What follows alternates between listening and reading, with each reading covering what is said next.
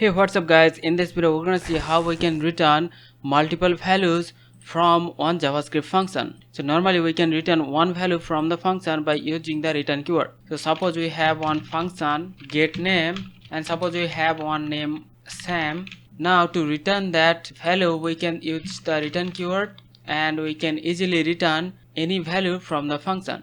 But suppose we have multiple variables, we have the name too. Now to return multiple values from the function, there are two ways we can do that. Either we can use the array or we can use the object. So here let's see how we can return the values by using one array. So here we can use one pair of square bracket, and inside that we can put our variables. So we can pass the name1 and name2. So here we have packed these two values inside one array and we are returning that array. Now whenever we call that method, it will return this array. So if we console log, you can see names is one array with those two values. Now either we can use the indexing to access those values, or we can use the ES6 destructuring. So here we can directly destructure those values, like we can destructure the name1 and name2, and then we can just console name1 and name2. So you can see here we have those two values. Now here we have packed these two values inside one array, and then here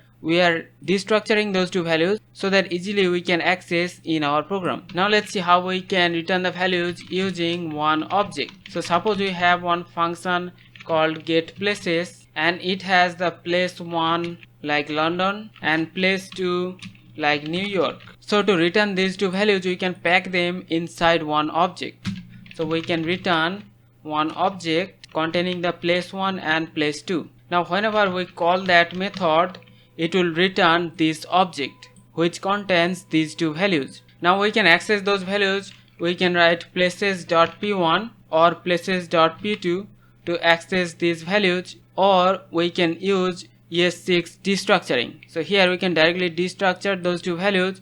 So we have to use the curly braces, and inside that we can have the variables p1 and p2, and then directly we can console them. So here you can see we have those two places logged on to the console. So in JavaScript we can either use array or we can use the object to return multiple values from a function. So hope you understand the concept. We'll see you in the next one. Take care.